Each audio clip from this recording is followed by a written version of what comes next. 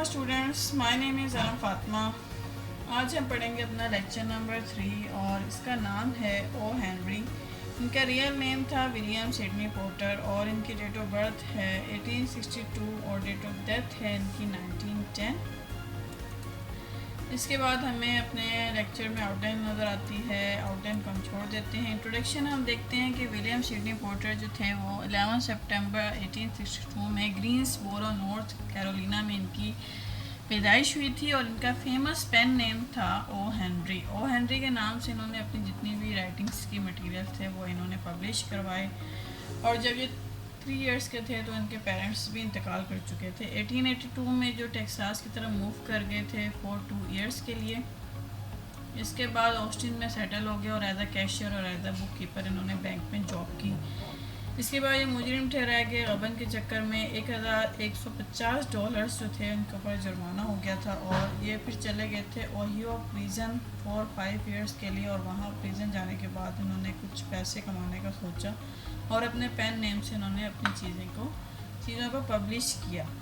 280 इन्होंने प्रिजन में रहकर जो है वो 280 शॉर्ट स्टोरीज लिखी, स्केचेस बनाए और मौसीकी के ऊपर उन्होंने काफ़ी कुछ लिखा। और 5 जून 1910 को न्यूयॉर्क में जो था वो इनका इंतकाल हो गया था। ओ हेनरी का लिटरली स्टाइल क्या था कि वो ट्विस्टेड प्लॉट को यूज़ करते थे, एंडिंग सरप्राइज रखते थे अपनी स्टोरीज़ के अंदर और हमेशा इनफॉर्मल लैंग्वेज का यूज़ करते थे। और उनकी स्टोरीज़ में पढ़ने वालों को जो था वह एक तंज़ी अंदाज में नज़र आता था। स्माइलीज, मेटाफोर इनका भी यूज़ रखते थे अपनी स्टोरीज़ में। कहीं ना कहीं सेंसिटिविटी भी दिखाते थे और पॉवर्टी और वेल्थ को भी अपनी स्टोरीज़ में दिखाते थे। विटी नरेशन का मतलब है कि दिलचस्प तबसरे भी वो अपनी स्टोरीज़ के अंदर रखते थे। ये सब के सब इनके मेजर वर्क्स हैं। 4 millions, the gift of the Magi, the last leaf, burning lamp, the heart of the west and The Voice of the City, Road of Destiny, Choice, Business People, Bloomberg। इसको आप सन के साथ जो है वो याद कर लें। ये भी आपका एज MCQ पूछे जा सकते हैं कि कौन सी बुक इस सन में लिखी गई थी। तो ये इनके सारे के सारे मेजर वर्क्स हैं ओ हेनरी के। ये इनकी फेमस शॉर्ट स्टोरीज़ हैं, the gift of the Magi and the last leaf. और इनके बारे में हम आगे पढ़ेंगे। The gift of the Magi हमारे पास पहले स्टोरीज़ जो है वो हम ये पढ़ते हैं कि 1960 में जो थी वो लिखी गई थी। और इस स्टोरी का ओवरव्यू ये होता है कि इसमें 2 मेजर कैरेक्टर्स हमें नज़र आते हैं। एक का नाम होता है डेला और दूसरे इसके हस्बैंड का नेम होता है जिम। ये दोनों हस्बैंड वाइफ होते हैं और यही स्टोरी के अंदर 2 मेजर कैरेक्टर्स हमें नज़र आते हैं। और क्रिसमस का जो इनका त्यौहार होता है वो करीब आने वाला होता है और दोनों ने एक दूसरे को सरप्राइज़ गिफ्ट देना होता है। जिम के पास क्या होता है, अपनी गोल्डन वॉच होती है। अच्छा, ये दोनों जो हैं वो गरीब होते हैं, यानी इनके पास पैसे नहीं होते एक दूसरे को गिफ्ट देने के लिए। तो अपनी सबसे जो कीमती चीज़ें हैं वो ये दोनों सेल आउट कर देते हैं एक दूसरे को गिफ्ट देने के लिए। जिम के पास क्या होता है, उसकी अपनी गोल्डन वॉच होती है और डेला के पास क्या होते हैं, अपने लॉन्ग ब्राउन हेयर होते हैं। और जिम ने क्या करना होता है, उसने उसके लंबे बालों के लिए कौन ख़रीदनी होती है और डेला ने उसकी घड़ी के लिए चेन ख़रीदनी होती है, क्योंकि उसकी घड़ी की जो चेन है वो टूट चुकी होती है और जो डेला होती है उसको अपने लंबे बालों के लिए कॉम की ज़रूरत होती है। तो दोनों जो है वो सेक्रीफाइस करते हैं अपने एक दूसरे को गिफ्ट देने के लिए। इसमें हमें राइटिंग टेक्निक्स क्या नज़र आती हैं कि इसमें राइटर जो है वो आयरनिकली एंडिंग करता है, तंज़ी एंडिंग हमें नज़र आती है यानी कि इसके अंदर, और शॉर्ट सेंटेंसेस का सहारा लिया जा रहा है। गुड नेचर जो है वो हमें नज़र आती है और बहुत ही स्टाइलिस्टिक डिवाइसेस जो है वो इसमें यूज़ की गई हैं, जैसे कि इमेजरी, सिंबॉलिज्म, आयरनी। और इसके साथ साथ हमें पॉवर्टी और वेल्थ का भी जो है वो एक डिपिक्शन जो है वो नज़र आता है। पॉवर्टी मतलब ये गरीब होते हैं और वेल्थ मतलब एक दूसरे से बहुत ज़्यादा प्यार करते हैं और अपने सबसे कीमती चीज़ें जो हैं वो एक दूसरे के लिए सेक्रीफाइस कर देते हैं।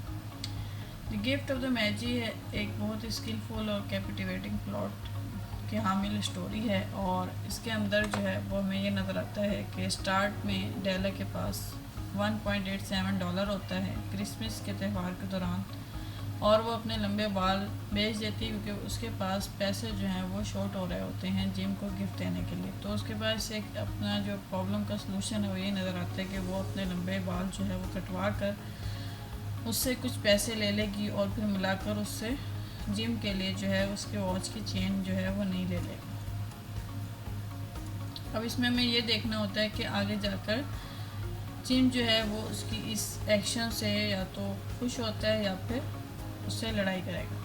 जब जिम घर पहुंचता है तो वो शौक हो जाता है डेला को देख कर कि उसके बालों को क्या हो गया, उसके बाल शॉर्ट क्यों हो गए हैं। और वो एक डेला भी जो है वो भी बहुत जो है वो हैरान रह जाती है अपने प्रेजेंट को देख कर के वो उसके लिए जो है वो कॉम लेकर आता है। तो फाइनली क्या होता है कि जिम जो है वो अपनी घड़ी बेचकर जो है वो उस डेला के लिए जो है वो कॉम लेकर आया होता है। करेक्टराइजेशन हमें क्या नज़र आती है कि the gift of the Magi has two protagonist Jim and Della. इसके अंदर हमें दो करेक्टर में नज़र आते हैं, वो होते हैं जिम एंड डेला, और वो दोनों जो हैं वो एक सेम चैलेंजेस को फेस कर रहे होते हैं और सेम ही रिस्पॉन्स करते हैं एक दूसरे को गिफ्ट देने के लिए, और दोनों की सिचुएशन भी जो है वो एक नज़र आती है। और इसमें कोई रियल करेक्टर हमें नज़र नहीं आता। एंटागोनिस्ट हमें क्या चीज़ नज़र आती है, पॉवर्टी नज़र आती है। एंटागोनिस्ट चीज़ को कहते हैं जो हमें मुखालिफ चीज़ें जो नज़र आती हैं स्टोरीज़ के अंदर, उस चीज़ को जो है वो एंटागोनिस्ट कहा जाता है। पॉवर्टी इसमें एंटागोनिस्ट के तौर पर हमें नज़र आ रही है कि डेला और जिम जो है वो उनको क्या स्ट्रगल करनी पड़ती है। थीम हमें सेक्रीफाइस का नज़र आता है। मेजर थीम हमें यही नज़र आता है कि इसमें डेला और जिम जो है वो एक दूसरे के लिए प्रीशियस थिंग्स जो है वो सेक्रीफाइस कर देते हैं। हमें लव का थीम भी नज़र आता है कि वो एक दूसरे से इतना प्यार करते हैं कि वो अपनी सबसे कीमती चीज़ें एक दूसरे के लिए वक्त कर देते हैं। थीम ऑफ पॉवर्टी हमें नज़र आती है कि डेला और जिम जो है वो इतने ज़्यादा गरीब होते हैं कि उन्हें अपनी चीज़ें जो है वो बेचनी पड़ती हैं। डेला को जो है वो अपने लंबे ब्राउन हेयर जो कटवाने पड़ जाते हैं, और जिम को जो है वो अपनी वॉच सबसे कीमती वॉच जो है वो बेचनी पड़ती है। अब हम अपनी सेकंड स्टोरी की तरफ मूव करते हैं जिसका नाम है द लास्ट लीफ, और ये लिखी गई थी 1907 में। ओवरव्यू में क्या नज़र आ रहा है कि जॉन से the major character suffering from pneumonia when the story begins. जब स्टोरी स्टार्ट हो रही है तो उसमें हमें नज़र आता है कि जॉन से जो है वो एक मेजर कैरेक्टर है जो एक निमोनिया का शिकार हो जाती है। She laying in her bed waits for the last leaf of an ivy vine. She spies through her window to fall. She thinks that the fall of the last leaf she will die. वो हर वक्त bed पे लेटी रहती है और इस चीज़ का इंतज़ार करती है कब जो है वो लास्ट लीफ जो है वो गिरेगा, और उसका ये ख्याल होता है कि जैसे ही लास्ट लीफ गिरेगा तो वो भी मर जाएगी। उसका ये अपना ख्याल होता है, उसकी अपनी सोच होती है। मिस्टर बर्मन क्या होते हैं, एक पेंटर होता है, एक मैग्निफिशेंट पेंटर होता है जिसने जो है ये लास्ट लीफ जो है वो पेंट किया होता है। ये रियल नहीं होता, ये एज अ पेंट हमें जो है उसको नज़र आता है, और चूँकि ये पेंट होता है तो इसलिए ये कभी नहीं गिरता और वो जो है वो आखिरी वक्त तक अपनी बीमारी से लड़ती है। इस तरह जो है वो हमें इस स्टोरी में एंड में हमें क्या मिलता है कि मिस्टर बर्मन जो होते हैं वो खुद नमूने का शिकार हो जाते हैं और वो मर जाते हैं। राइटिंग टेक्निक क्या नज़र आती है, इसमें भी हमें ट्विस्टेड प्लॉट नज़र आ रहा है और अनएक्सपेक्टेड एंडिंग हमें मिलती है जो हमने एक्सपेक्ट नहीं की होती है, यानी कि मिस्टर बर्मन जो है वही नमूने के शिकार होकर मर जाते हैं। ये तो हमने नहीं सोचा होता कि स्टोरी का एंड ये होगा, और इसमें हमें ये नज़र आता है इनडायरेक्ट कैरेक्टराइजेशन, फीलिंग्स, इमोशंस हमें बहुत ज़्यादा मिल रहे हैं केयरफुल तरीके से जो है स्टोरी में। इमेजरी और सिम्बोलिज्म, आयरनी और पर्सोनिफिकेशन का यूज़ किया गया है, इनफॉर्मल लैंग्वेज का यूज़ किया गया है। और सेटिंग हमें क्या नज़र आती है कि स्टोरी जो है वो वाशिंगटन स्क्वायर्स जो अंडर डेवलप्ड सिटी होता है वो हमें इस स्टोरी में नज़र आ रहा है।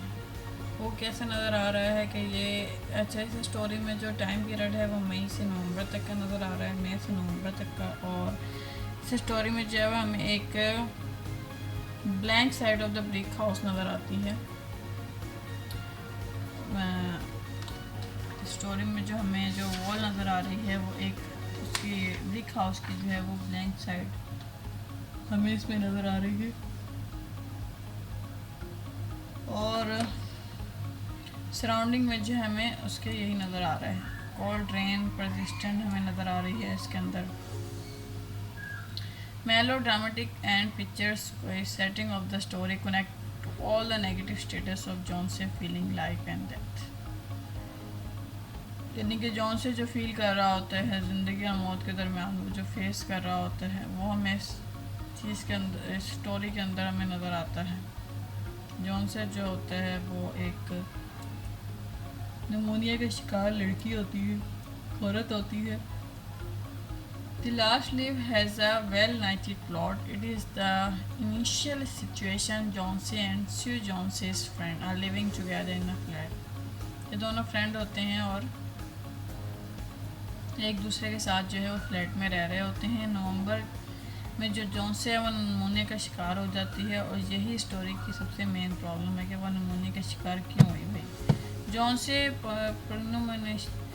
premonition that she will die with the fall of the last leaf of the ivy vine raises the conflict.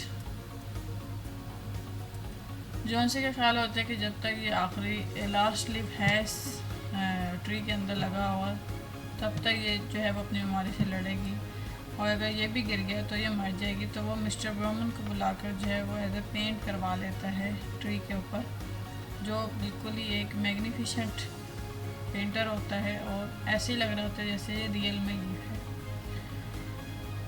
और इस स्टोरी के अंदर जॉन से जो है प्रोटैगनिस्ट अपीयर हुआ है, यानी कि उसका साथी बनकर जो है स्टोरी में जो है हमें नज़र आया है, और इसमें हमें ट्रू फ्रेंडशिप नज़र आ रही है, सच्ची दोस्ती हमें इस स्टोरी के अंदर नज़र आ रही है कि वो उसकी जान बचाने के लिए जो है वो क्या क्या चीज़ें करता है।